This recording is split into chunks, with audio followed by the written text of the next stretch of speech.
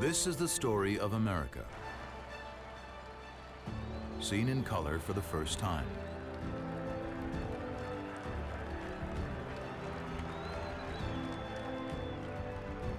It's the Roaring 20s. The country is flourishing. And the economy isn't the only thing roaring. Henry Ford ignites the auto industry. Radio unifies the nation. Dempsey space, he lands a right. Dempsey comes back. As Charles Lindbergh ushers in the era of aviation. Americans are celebrating good times. What's the greatest country in the whole world? But progress also brings peril. Prohibition makes Al Capone a celebrity gangster. And the Ku Klux Klan marches the streets of the capital.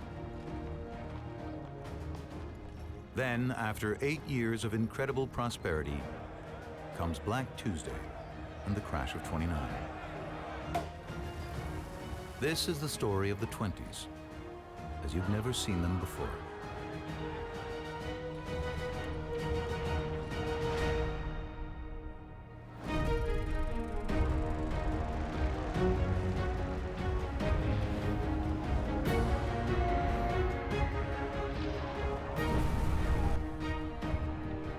I want us to recapture that.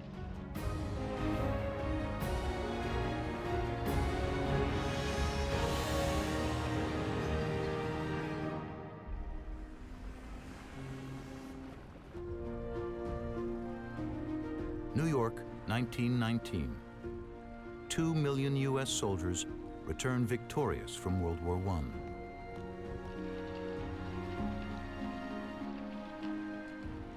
They parade through Madison Square, optimistic about a young country on the rise.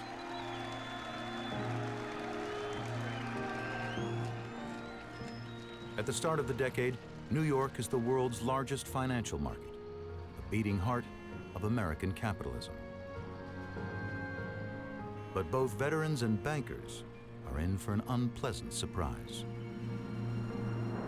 At noon on September 16, 1920, a horse-drawn wagon passing by lunchtime crowds stops across from the J.P. Morgan Bank at 23 Wall Street. Then, an explosion kills 38 and leaves 143 seriously wounded.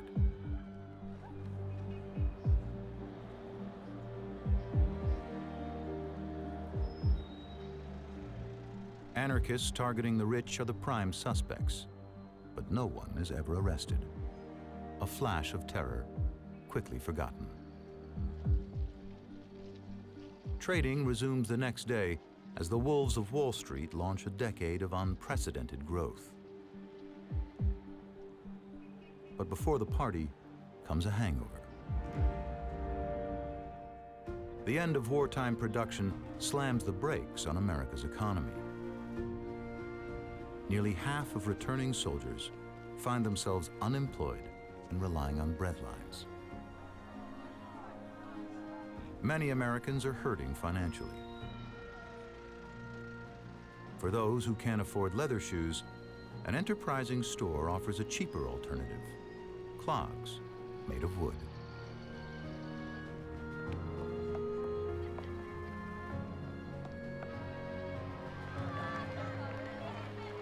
In March 1921, new President Warren G. Harding promises to put things right for America, a return to normalcy.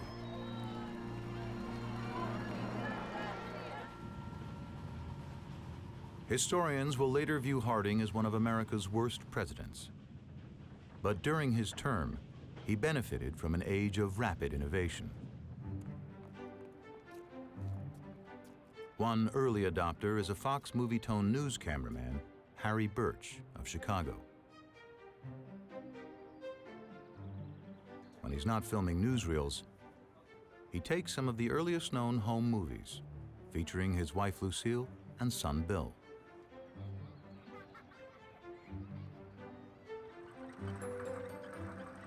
Cars are becoming so popular that even young Bill has one.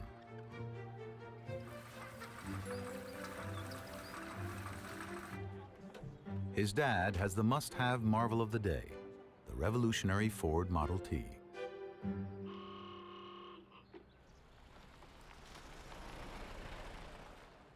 Its designer is Henry Ford, the greatest engineer of his era. By the 1920s, Ford and his Tin Lizzie have turned America into a nation of car owners. A young man makes up his mind to work. There's no limit to what he can do. In 1913, Ford had introduced the moving assembly line, a revolution in auto manufacturing. Workers used to make one car at a time. Ford puts them in workstations, installing each part of the chassis as it moves down a line. It's up to 4 times faster than the old way. Black paint is cheap and durable. Ford famously says customers can have any color they like, so long as it's black.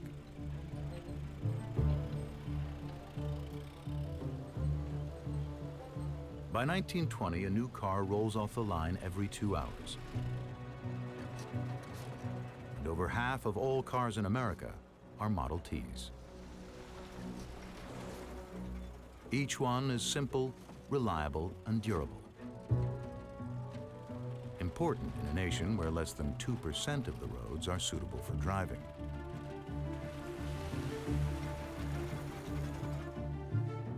Ford also revolutionizes business practices. He gives employees a 5-day work week, their first weekends off, and pays them enough to afford their own Model T, selling at a little over $300. In his company newsletter, Ford says, "It is high time to rid ourselves of the notion that leisure for workmen is either lost time or a class privilege."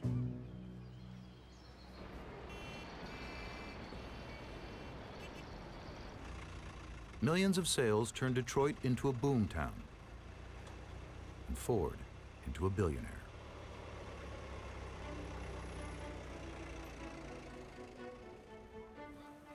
It's a new age of great industrialists. In 1921, Ford joins tire magnate Harvey Firestone on the left and inventor Thomas Edison on the right on a trip to the Catskills.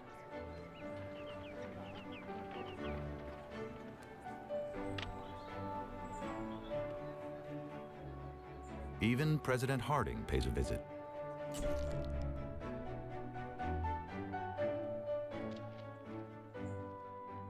As 4 of the most powerful people on the planet take a break from the stresses of work and enjoy the great outdoors, across the country, new roads emerge to accommodate millions of new car owners.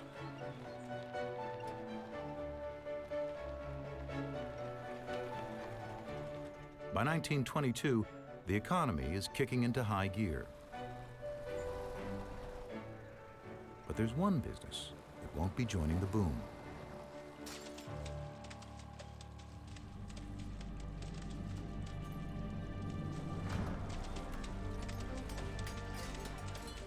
Just 2 years earlier, Prohibition became law. It bans the production and sale of alcohol.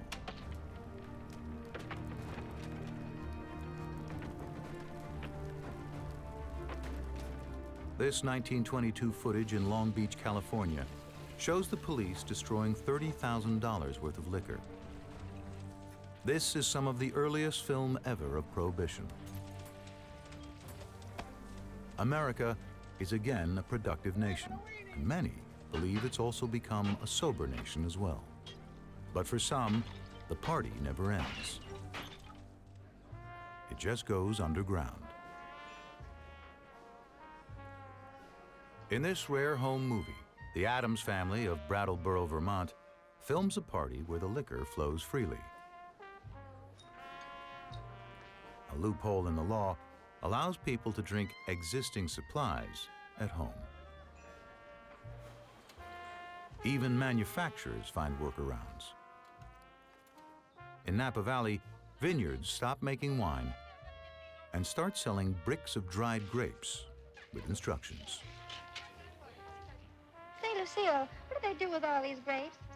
Well, my father buys them to make grape juice. He would. Adding water and 3 weeks in a cupboard makes wine. But even these loopholes don't meet the enormous demand.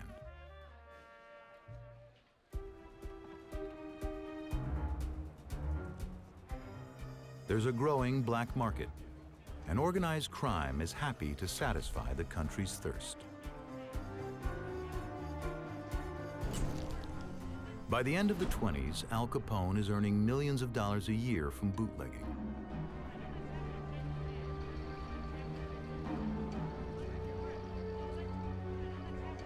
He's not the only one.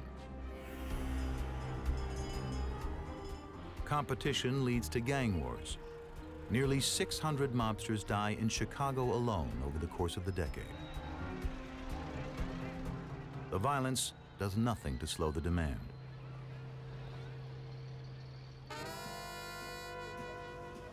The quest for a stiff drink gives birth to the speakeasy, password-protected entertainment with a shot of freedom.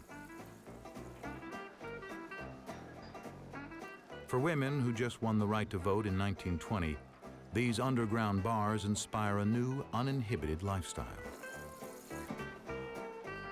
One that will shock the more conservative sectors of society. As the writer Dorothy Parker puts it, she's not what Grandma used to be.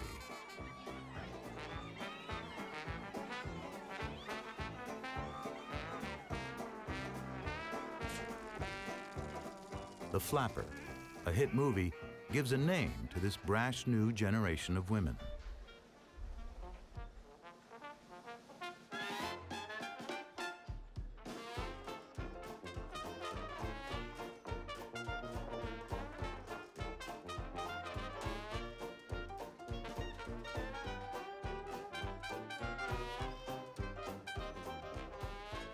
Flappers cast aside much of what society considers proper behavior.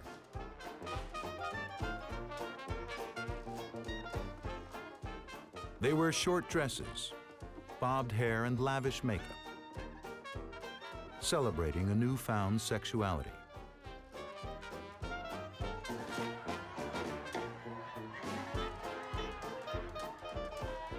The cosmetics industry booms as more women adopt the flapper style.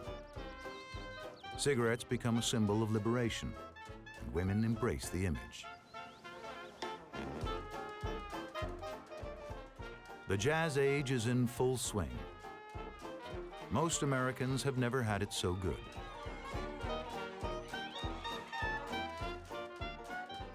But while the flappers celebrate their social revolution, other Americans are reacting to change in a very different way. In the rural South, a dark force is rising, and a dormant volcano is about to explode.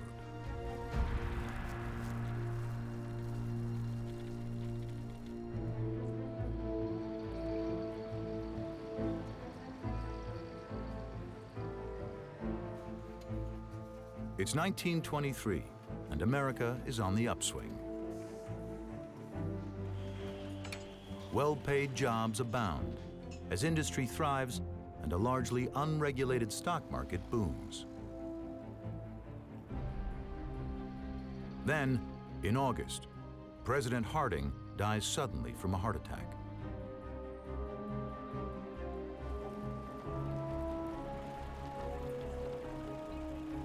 His successor, Calvin Coolidge, carries the torch of small government and big business.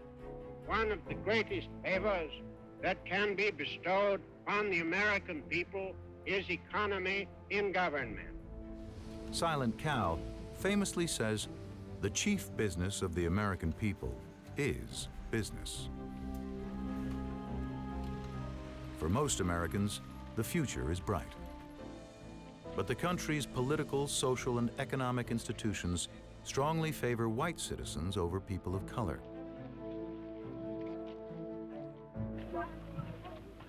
Nowhere is it worse than for blacks living in the Jim Crow South.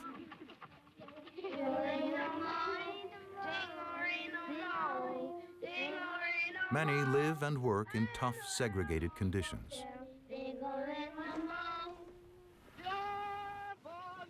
As these rare recordings show, the work songs have changed little since the time of slavery.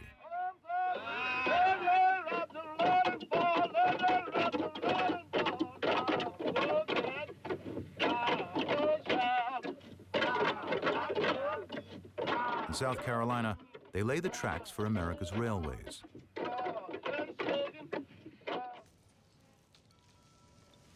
And in Port Norris, New Jersey, they shuck oysters for wealthy diners.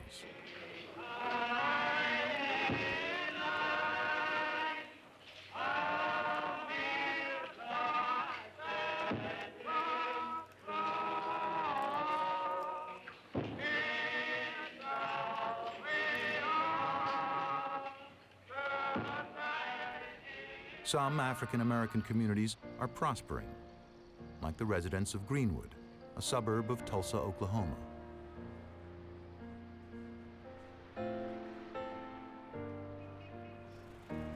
Here, former slaves were given land after the Civil War, and this rare footage shows the thriving town they built.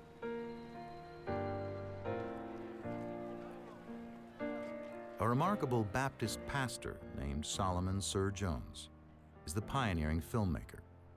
His footage was lost for more than 50 years. Jones captures the bustling life of Greenwood, which could be any American small town.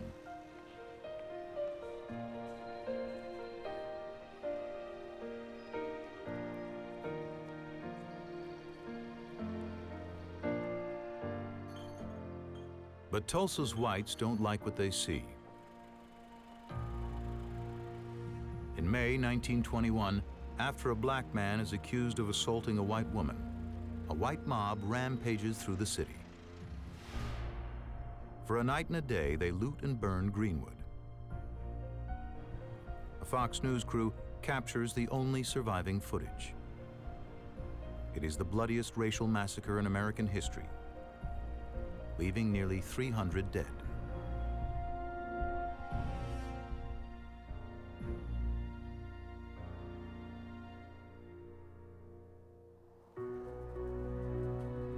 Behind the violence is a terrifying force, born in the 19th century, but until now, silent. The second wave of the Ku Klux Klan.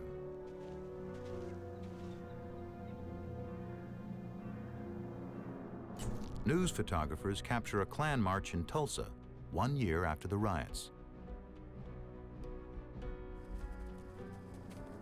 The Klan appeals to white Americans who feel threatened by the fast pace of change in the 20s.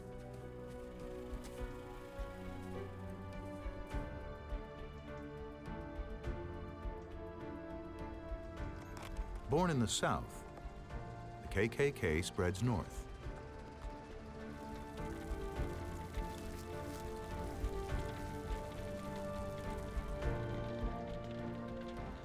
Its members promote what they call 100% Americanism, targeting not just blacks, but Catholics, Jews, immigrants. At the height of its power, newsreels capture 40,000 Klansmen and women massing in support of white supremacy on the streets of Washington, D.C. By 1924, its membership reaches a staggering 4 million. The KKK will remain a force of bigotry in this country for generations to come.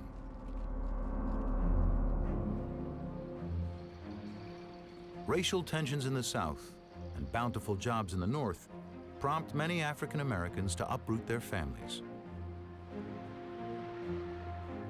Nearly 1.6 million people choose to move in what becomes known as the Great Migration. It transforms neighborhoods, like New York's Harlem. Black Americans bring their culture and music with them: blues, jazz.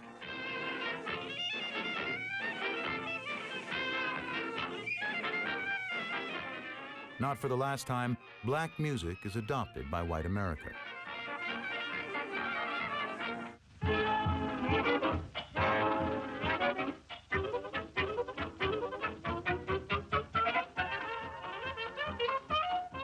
In one of the earliest recordings of an all-white jazz band, Ben Burney and his orchestra play their 1925 hit, Sweet Georgia Brown.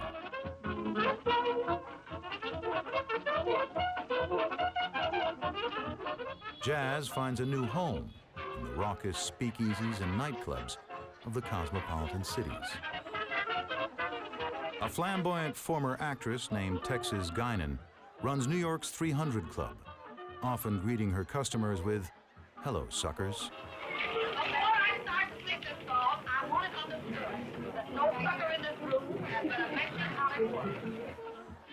Black music, illegal booze, and liberated women make her a fortune. What's the greatest country in the whole world?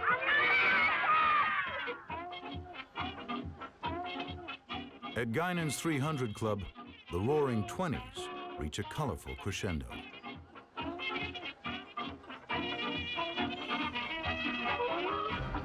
Parts of the United States are evolving faster than ever before. In the middle of the decade, a new technology will unite the country and create new heroes.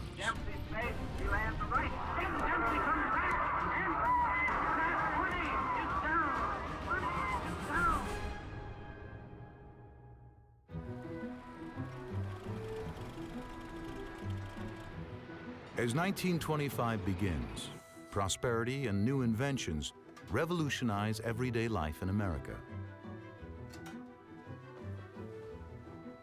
Modern conveniences we now take for granted appear for the first time. Vacuum cleaners replace carpet beaters. Electric refrigerators, ovens, and washing machines save hours of work.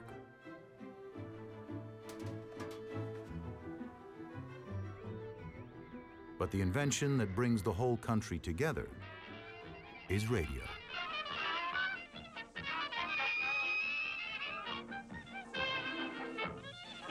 This is Radio Row, New York City's Cortlandt Street, the world's largest collection of electronic stores.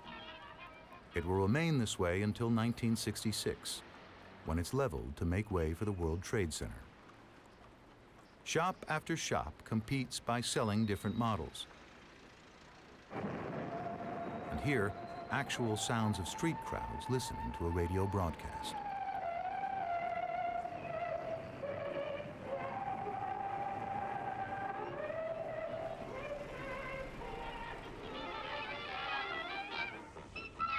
Advertisers quickly see new and exciting ways to reach a massive audience. On Christmas Eve, 1926, Wheaties airs the first commercial jingle, and the cereal becomes the most popular in America.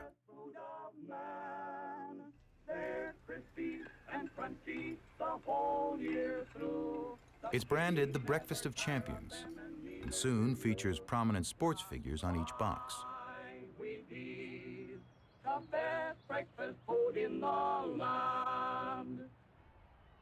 For the first time, Americans can listen to sports events as they happen, anywhere in the country.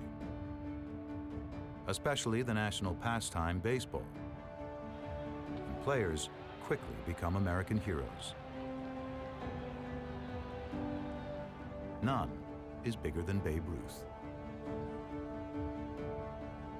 No radio recordings of games exist, and this footage is rare. Ruth starts his career as a pitcher, but soon evolves into the greatest slugger the game has ever seen.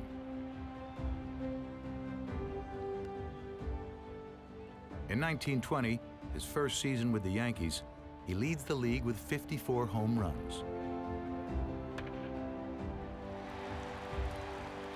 The next highest total is 19.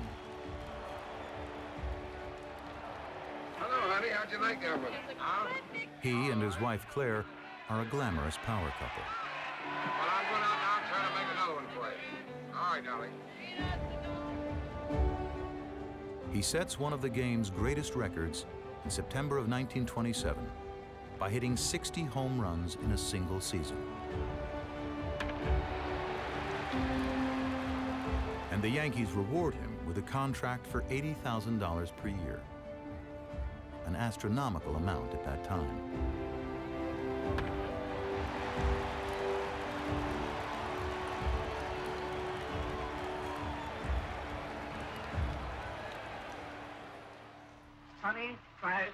By 1926, 5 million homes own a radio, a staggering increase on the 2,000 homes at the start of the decade.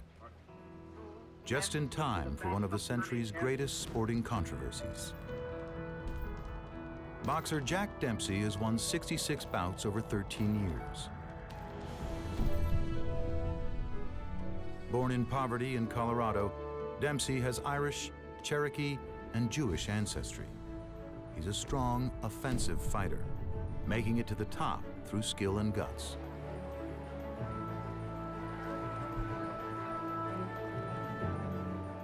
His 1921 victory over French boxer Georges Carpentier is the first $1 million match. It turns him into a national star. Announcer Joe Humphreys died away.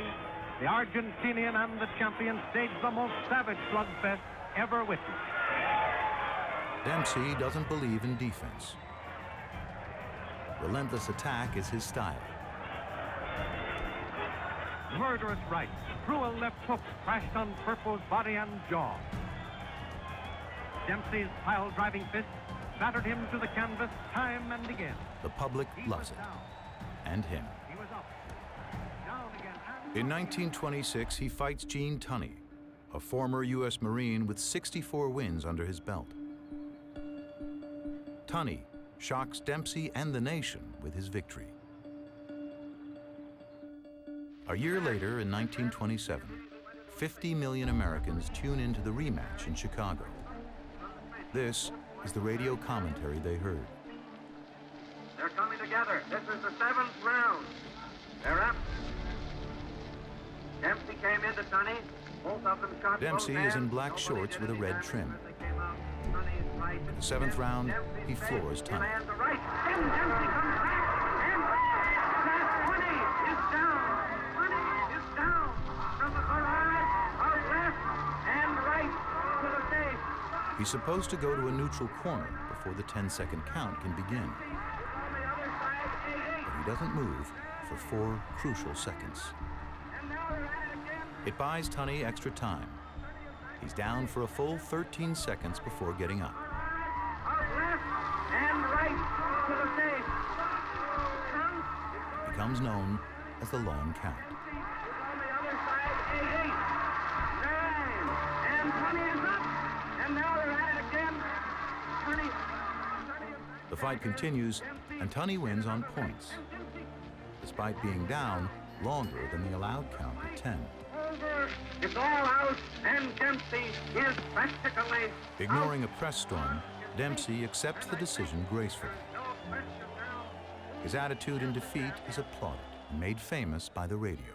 He retires at age 33, a wealthy, popular symbol of the American dream.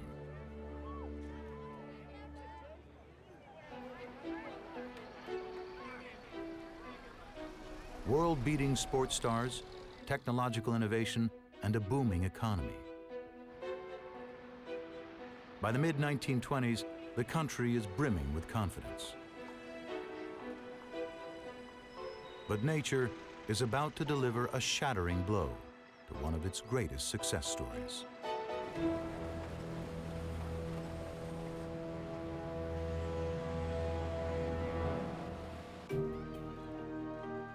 It's 1926, and Miami's economy is soaring, fueled by Northerners attracted to its tropical climate and pristine beaches. Through the decade, the population grows from 30,000 to over 100,000 residents. Its blue skies, crystal waters, and swaying palm trees make it the winter party destination for the wealthy.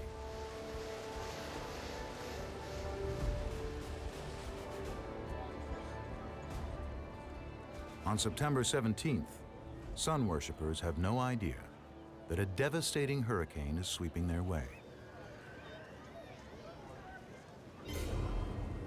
That night, a 60-mile-wide Category 4 hurricane smashes into the city. Nearly 400 people are killed, and 43,000 left homeless.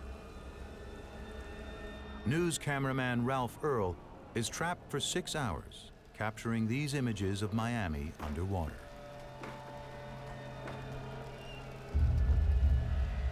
It is, perhaps, the earliest known storm chasing footage.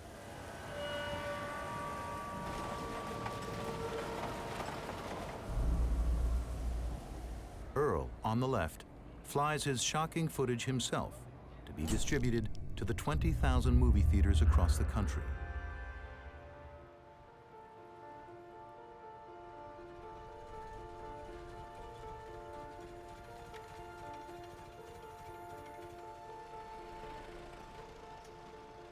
The rebuilding cost reaches $109 million, $165 billion today. Worse even than Hurricane Katrina.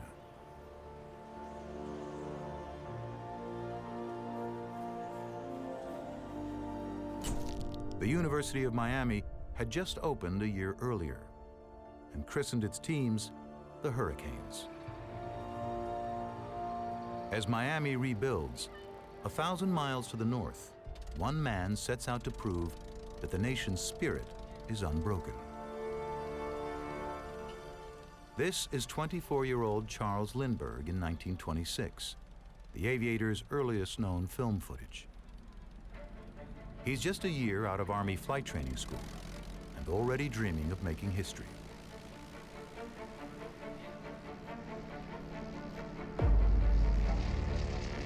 Lindbergh wants to win a $25,000 prize for the first solo non-stop flight from New York to Paris.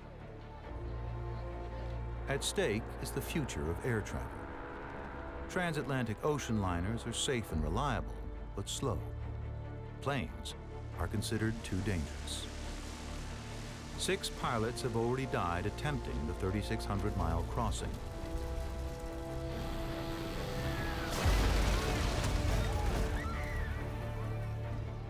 Long Island, May 20th, 1927. Lindbergh readies the Spirit of St. Louis, his $10,000 custom-built monoplane.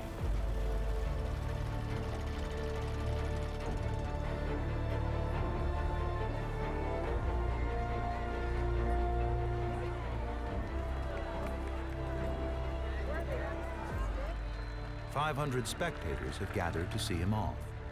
On board, he's packed 5 ham sandwiches to keep him going.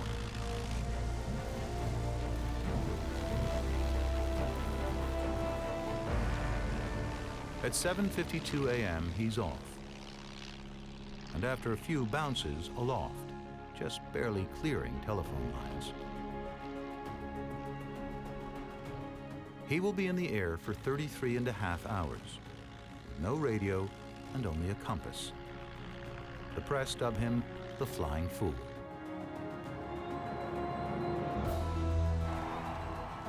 At 10:24 p.m. in Paris, tens of thousands witness his triumphant night landing.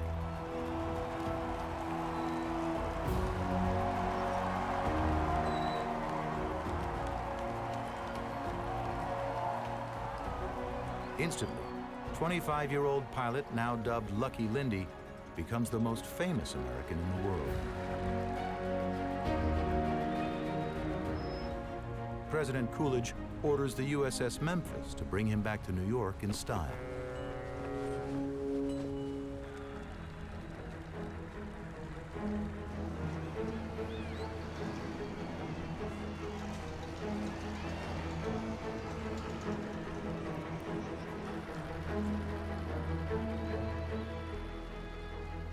Four million people line Fifth Avenue for a ticker tape parade.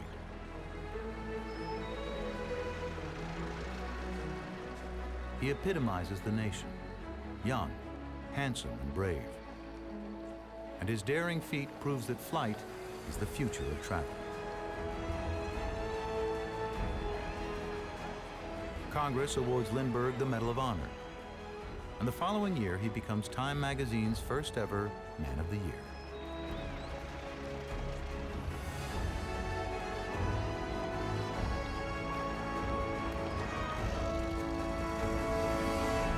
For 3 months, he tours the country, visiting every state.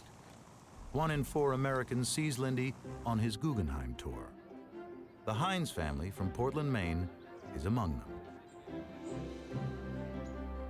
On July 24th, they capture Lindbergh's arrival in Portland in a home movie.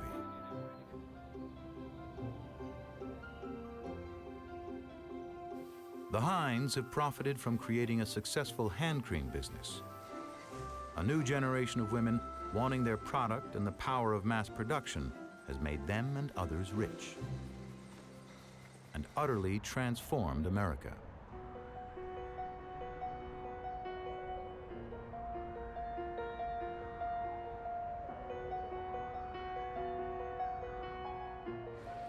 There are now 20 million cars crowding into American cities.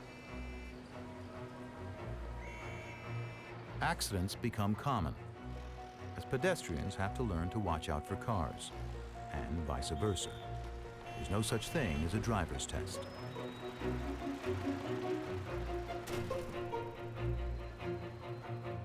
Faced with this new threat to public safety, authorities turn to innovation, like the traffic light, as seen here on New York's Fifth Avenue.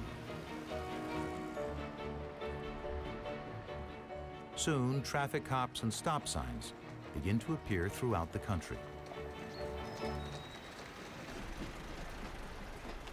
Still, fatalities increase from 12,000 in 1920 to over 30,000 by the end of the decade. Education campaigns try to highlight the dangers by putting totaled cars on display, some even shaming the drivers.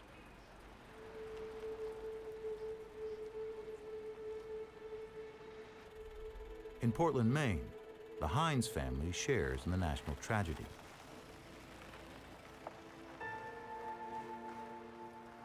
Their son, William, is seen here in home movie footage at age 5 in 1924.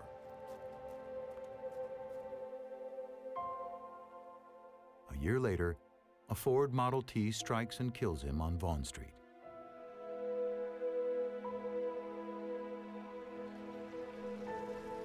He's the 4th boy in the area to be struck by a car within 24 hours.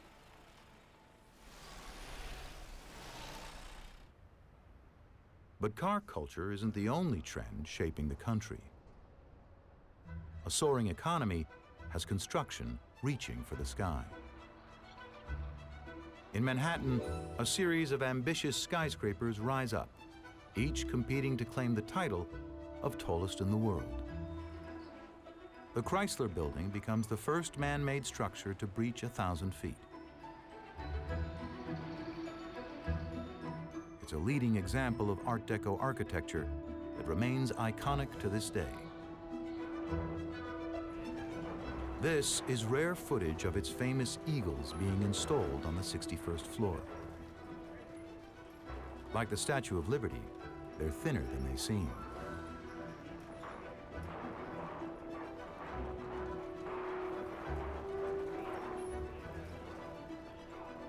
The working men who construct the buildings, known as roughnecks, are a special breed.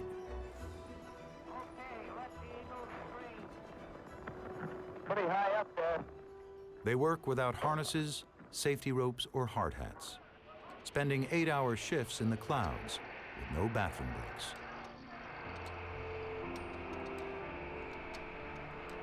Workers fling red-hot rivets by hand through the air.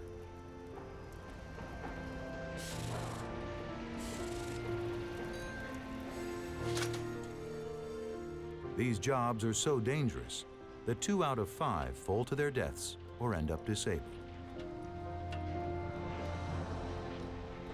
Across town on 34th Street, construction begins on an enormous 102-floor office building, intended to be a symbol of New York's wealth and power.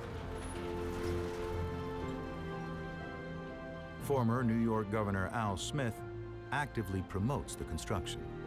As fast as human ingenuity, brains, and ability can bring it about, there will tower on this corner the Empire State Incorporated, the largest office building in the world. But the boom is a bubble about to burst.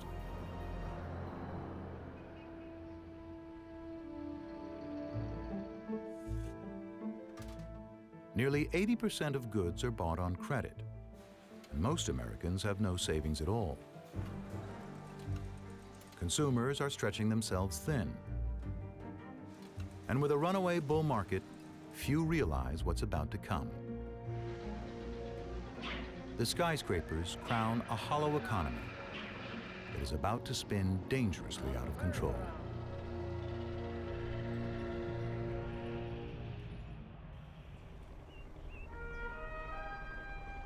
In 1927, much of America looks like smooth sailing. Like the mighty Mississippi, the country seems to be flowing toward a prosperous future. For generations, Americans have built their livelihoods along their longest river, stretching more than 2,300 miles from northern Minnesota to the Gulf of Mexico. The river offers jobs, food, and a distinctive way of life, all protected by a system of levees that aim to control the river's flow. But nature is about to show the limits of human intervention. 8 months of extreme rainfall swell the river to unprecedented levels. Then, on April 21st, the waters burst through the levees. The devastation is staggering. An area the size of New England, over 70,000 square miles, is underwater. 1,000 are dead, mostly black families. 700,000 are homeless, and there are more than $1 billion in damages. This is the U.S. Army Signal Corps footage of the aftermath. In all, 10 states are affected, with a fifth of Arkansas underwater.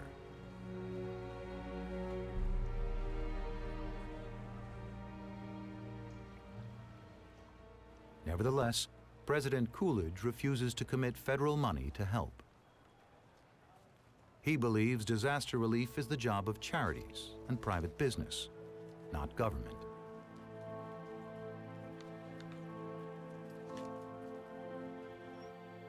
Temporary camps are set up in the disaster zone. But many opt to migrate north rather than to stay and try to rebuild. The Great Mississippi Flood serves as a warning of how fast fortunes can change.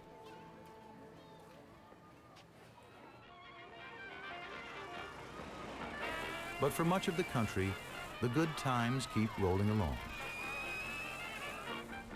Wall Street is booming.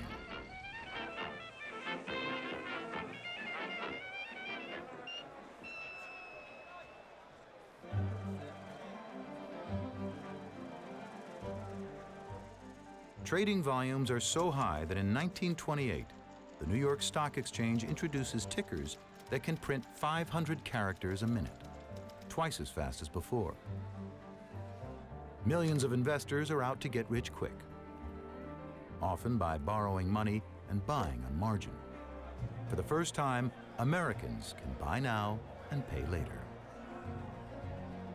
But the market gains are driven by optimism, not on the strength of the companies. Few worry. As long as there are buyers, it seems like a license to print money. By September 1929, the Dow Jones has tripled since 1924. It seems like the bull market will last forever.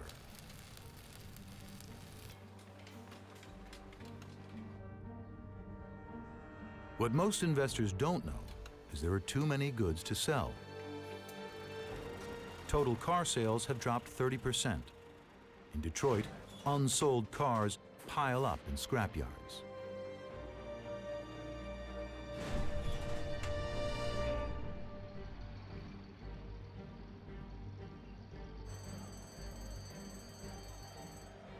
At the sound of the opening bell on Thursday, October the 24th, 1929, there are no buyers, only sellers.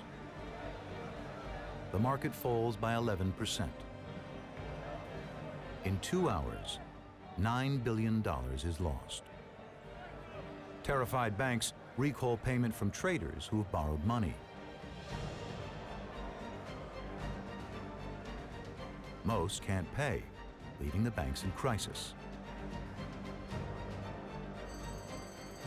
On Tuesday, the 29th, the New York Stock Exchange goes into a total spiral. Brokers beg to sell at any price. It comes to be known as Black Tuesday. $25 billion evaporate almost overnight. This isn't just about Wall Street. Banks will shut down all across the country. $140 billion in savings will disappear. Ordinary people are ruined. Assistant Secretary of Commerce Julius Klein reaches out through radio to restore calm. That regardless of regrettable stock market gyrations, the position of commerce and industry throughout the country is fundamentally sound. He's wrong. After the Roaring '20s, Americans will come to know their next chapter as the Great Depression.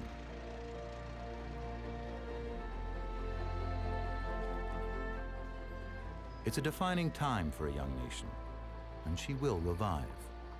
But the future will not be easy.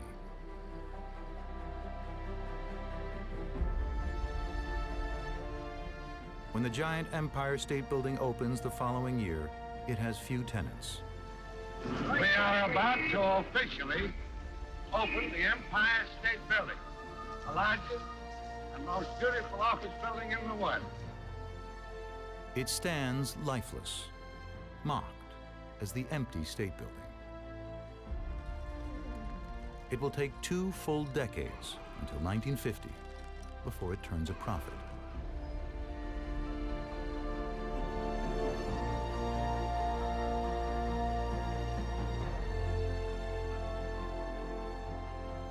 America's 10-year party has led to a hangover affecting millions.